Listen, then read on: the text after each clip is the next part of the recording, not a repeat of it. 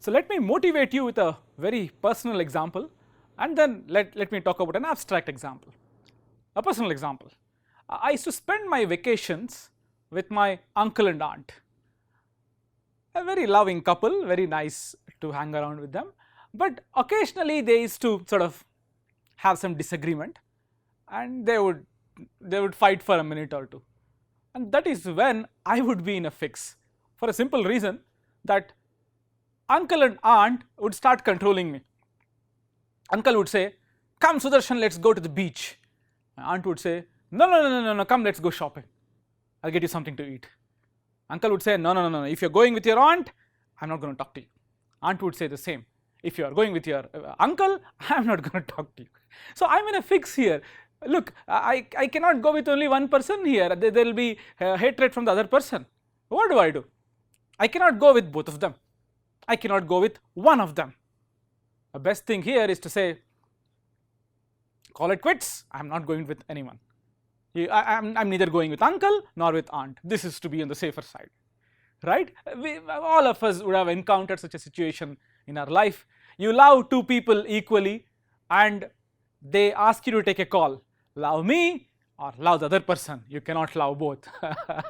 So it is to so happen that I would take the excuse of I have homework and I would sit and start scribbling something, and things would come to a standstill, and then they would become normal. This is my personal example. Let me try using an abstract example to explain the same thing.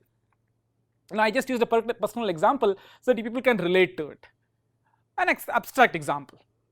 Let me consider this friend Ram and Krishna, Rama and Krishna.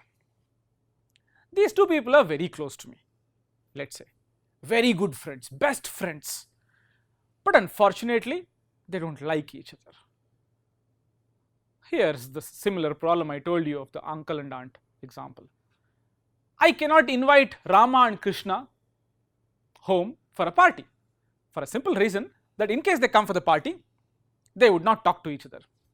Party is done to de-stress yourself. If you have two such people in the party, it will add to your stress. So what will happen? Think about it for a second. Rama and Krishna come home, they sit together, they do not talk to each other, they do not want me to talk to one person, other person gets offended. What will I do? There are two consequences of such a thing. In my life, if I want to continue being friends with these two people, I must take a decision. Decision 1, by hook or crook, make them become friends.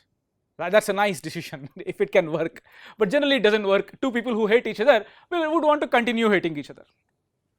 What do? I will try my best to make Rama and Krishna become friends with each other.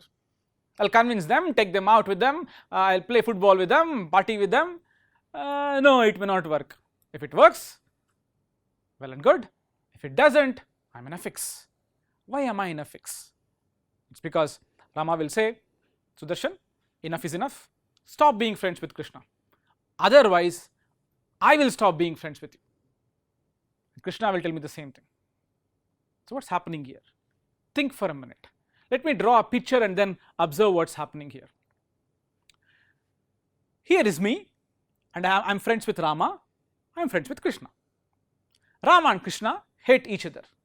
Now this kind of a triangle with two lines and one dotted line representing hatred and a straight line representing friendship, is a dangerous combination. This will not continue to stay this way for a long time. Eventually, either this dotted line should become a straight line, you see what I am saying, either Rama and Krishna should become friends because of Sudarshan's involvement or whatever, or Sudarshan should start hating one of them. In case Sudarshan starts hating Krishna, the triangle will look like this. Sudarshan likes Rama, Rama likes Sudarshan of course, and Rama of course hates Krishna as and always. Sudarshan has started hating Krishna. This is a stable situation. The previous one was actually an unstable situation.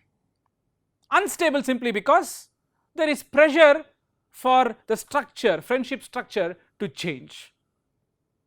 Now this was with 3 people. Imagine there are 30 people in an organization. There's a lot of hatred, a lot of friendship. What will happen?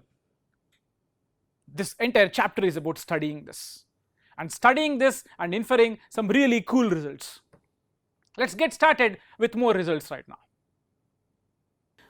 I will now make an attempt to enumerate all possible cases.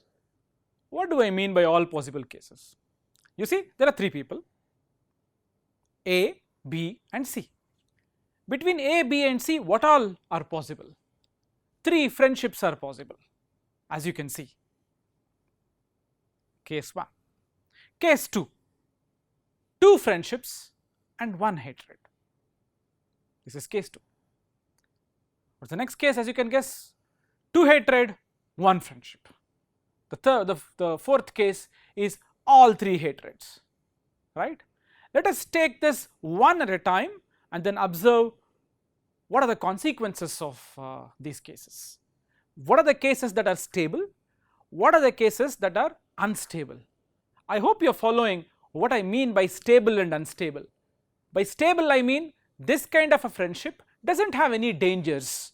For example, three friendships, I mean there is no problem there at all, versus the case that I told you a while before, Rama Krishna case, what you can see here. Two friendships, one hatred. Now that is dangerous. It is unstable. Eventually, something will happen to this kind of a triangle, right? Either it should become a complete three friendships or two hatred, one friendship, as discussed earlier. What I will do right now is I will go slowly with all these cases and see what case has what consequence. So, first case, three friendships, a happy world. Need I say more? Three people who are friends with each other, I mean they have a wonderful life. There is absolutely no hatred between anyone, period. There is nothing to study here, at least in this chapter. Three friendships is stable. There is no pressure similar to my Rama Krishna example, that is a tough life. Here is a happy life. Now, what if there is three hatreds? A, B and C. These three people hate each other. By the way, let me ask you a question. Remember triadic closure? A friend's friend is a friend. Do you think an enemy's enemy is an enemy? Think about it. A friend's friend is a friend. The same rule applies here. It is in fact true that an enemy's enemy is actually an enemy. Think about it. Am I right? Just because the professor says something, it needn't be right. Pause for a second, analyze the situation and tell me, is it really true that enemy's enemy is an enemy? If you are not clear, just watch this video clip and come back, and I am sure you will understand what is wrong with this statement. Enemy's enemy is an enemy.